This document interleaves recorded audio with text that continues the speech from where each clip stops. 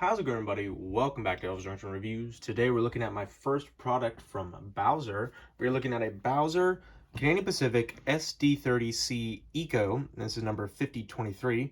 As you can see, it has ESU and loc sound, so we will be doing a sound demo at the end of the video. And you can see exactly how much I paid for it, $279.99 off of Hiawatha Hobbies. As you can see, it says 2015-2016 edition, so that does not mean this is from 2015 or 2016. That means the locomotive was built around that time. But anyway, let's go ahead and slide it out of this Bowser protective sheet. And there is our locomotive inside its protective bulkhead casing right there, as you can see. So let's go ahead and pull this, block that off.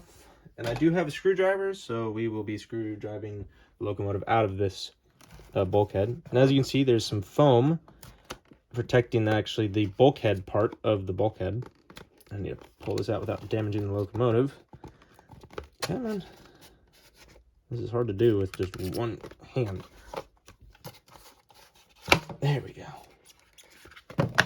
So as I said, just a couple of foam pads to protect the bulkheads from snapping or breaking when the locomotive is being moved and other things like that.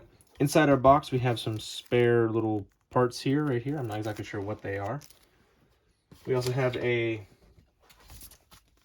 lubrication sheet, and it also, I believe, tells us where to lubricate the locomotive. Yes, exactly right there. And we also have this loc sound decoder, basically what it tells us and how to program, how to run the locomotive, and all the features and all that. Okay, so now let's go ahead and get the locomotive out of its protective shell here. So you can see there's two screws in the back there, a little different from the Atlas way of screws, where you have one here and then one here. So let's just slowly pull that screw out of there.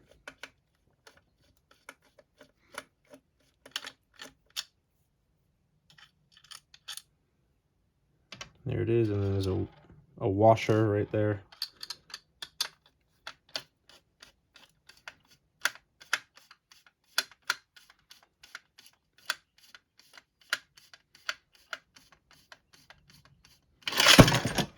And that was what I was exactly worried about doing. I've just dropped the locomotive, do a quick check to see if anything's broken. And it looks like we are okay. I don't see any problems with the locomotive, even though I just dropped it. So let's go ahead and get into some history after I actually do a really thorough inspection of the locomotive. All right, and now on to some history. The SD30C-ECO is a 6-axle road switcher built from between 2013 and 2015. Using old SD40-2s as the core, the original 645 prime mover was removed and replaced with a 710 G3A prime mover. This is essentially a more modern and a more efficient prime mover to make the locomotive a little more environmentally friendly. They also received new electronics, a new cab, and new parts. They are rated for 3,000 horsepower and have a nearly 20% fuel usage, or like decrease. So they use less fuel while they work. Our locomotive here, 5023, was originally built in October of 1979 as SD40-2 CP5947. In 2015, it was selected to be rebuilt, and it was rebuilt into what it is now, and it was renumbered to 5023, and it is still in service, as are the rest of all the SD30Cs out there that the CP uses. So now that we have some history out of the way, let's go ahead and get into some details, starting with the front. So I didn't want to mention it during the history, but I did overlook the locomotive twice, and I didn't find anything that broke or damaged or anything. So that just shows you the robust ability of this locomotive, so I'm quite proud of that. I mean, it wasn't that big of a fall, but still, it did freak me out. I was almost considering completely cutting out the video entirely and being like, well, I broke it, so now I can't use it. But anyway, it's not broken. We're all good. So anyway, starting at the top here, we have our number boards. I believe they do light up when the locomotive is in motion. I will have to check when we do the sound demo. Down here, you can see our 4 windows right there, windshield wipers. They all have separately applied windshield wipers, and you can just see it. There is a grab iron right here, a white grab iron. Here is our sand filler hatch, and here is the door. You can actually see, and we could focus on the door there, and as you can see, it has some stencils. They're unfortunately illegible, even for looking up close. But they basically essentially mean there's a first aid kit and a fire extinguisher inside the cab, so that if there's a fire or somebody gets injured, they can treat them. Looking at the nose here as we focus, we have a lovely CP right there that they parallel this the nose headlight right there. Here are our ditch lights. They do operate when the locomotive is in motion as well. We have our handrails and a safety chain right here. We have our MU cable sockets right here. Oops, there is a light, that is the walkway light, that does not light up, unfortunately. We have our MU cable right here that runs from the one side of the anti-climb to the other. And you can see the coupler cut bar, it's right here. And here is our coupler. I believe this is a Bowser coupler. It looks a lot like a Walther's coupler. Here's our snow plow with our air brake hose right here. And let's actually focus on it right there. And there we have 3 MU cables on either side of the plow. All right, so now let's get on to some rear detail. Looking at the rear of the locomotive, starting at the top, we have a grab iron right here, as well as another sand filler hatch. You can just see it. Here's our rear headlight that does light up. We have another sand filler hatch right here. Grab irons that work their way from the top of the locomotive down to the walkway. There's another CP right there, a vertical long grab iron. As you can see, we have these yellow stripes. I believe those are reflective stripes. They do not light up when the locomotive is in motion or if you flash light. You can just see them, but there are lift rings right here and right here. We will be able to see them a lot more clearly once we look at the roof. And because this was an old SD40-2, it has a very long extension here of the walkway to accommodate the longer trucks that were on the SD40-2. You can just see it. Actually, you can't see it at all, but there is a walkway light behind this little platform. Let's focus on the bottom here. We have some more lift rings, one right here and one right here. There's that little walkway I mentioned. We have another MU socket. Rear mounted ditch lights, so we will look at those when the locomotive is reversing.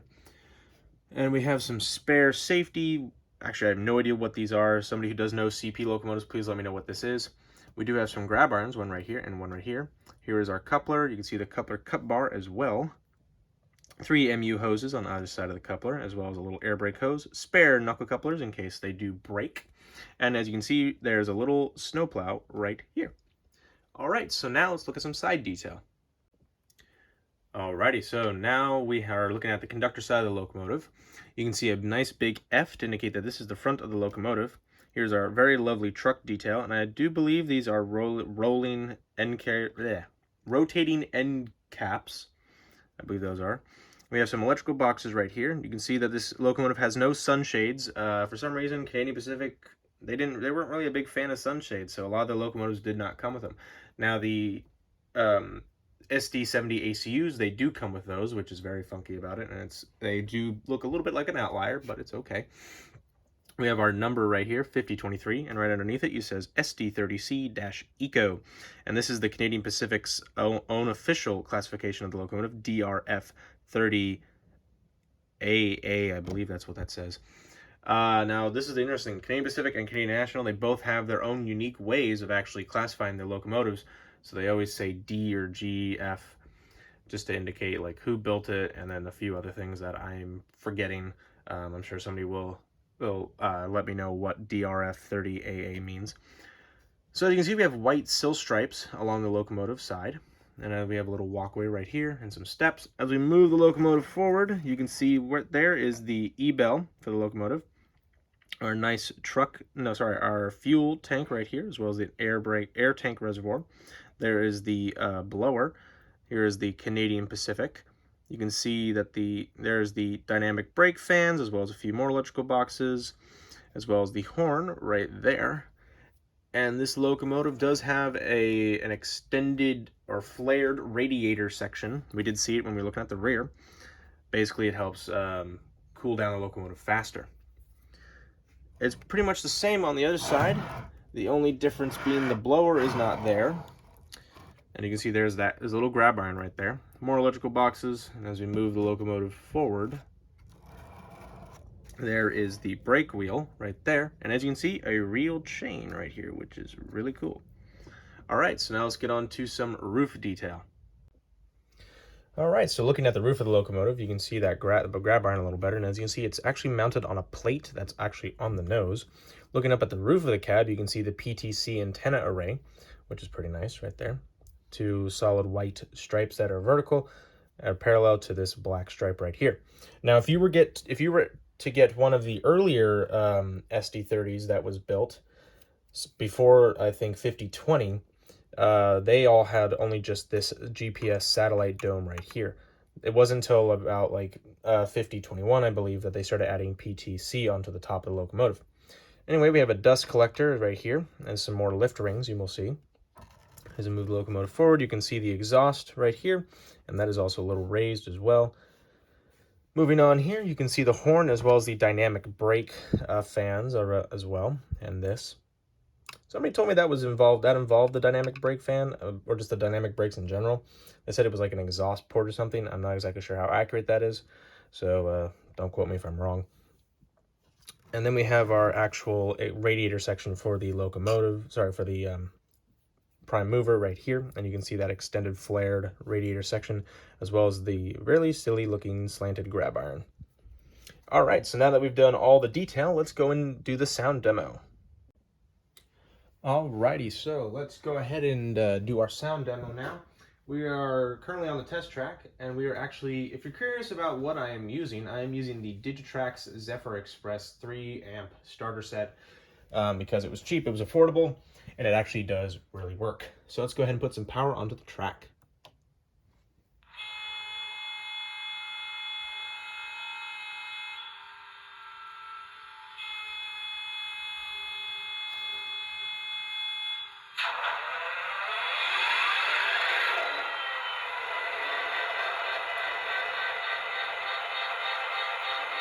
Alrighty, so as you can see, the number boards are lit up. F0 is the main headlight, so you can see it's an LED, I believe, so it's quite light, or it's a white lumen. F6 for loc sound is the ditch lights, so there they are. F1 is the bell.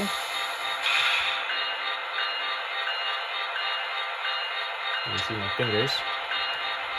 F2 is the horn.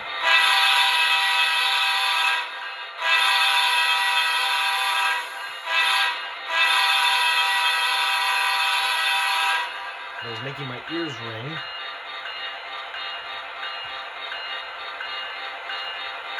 Now the E-bell should eventually go off here.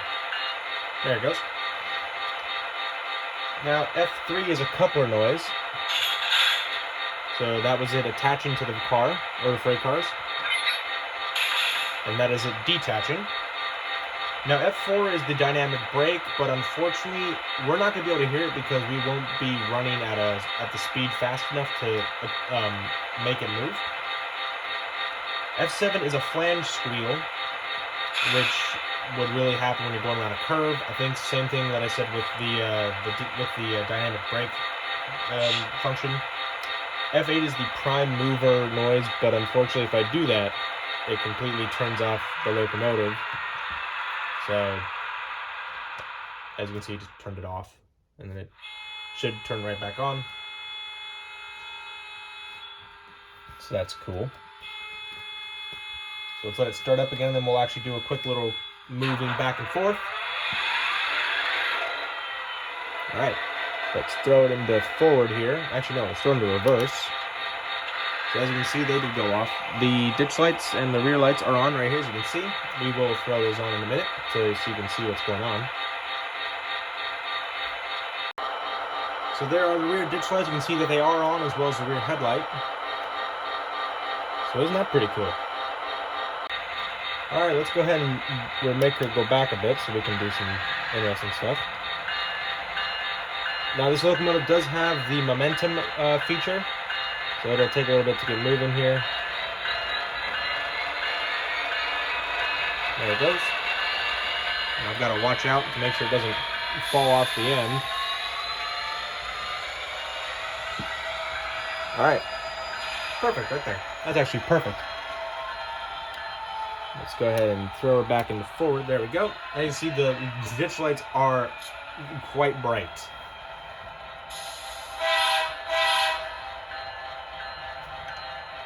Let's go ahead and move her back towards the camera.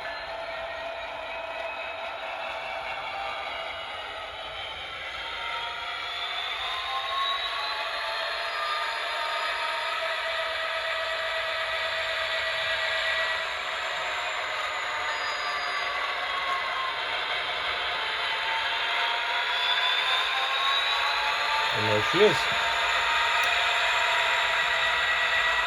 Go ahead and throw off the headlight, the ditch lights, and let's just turn off the locomotive in general.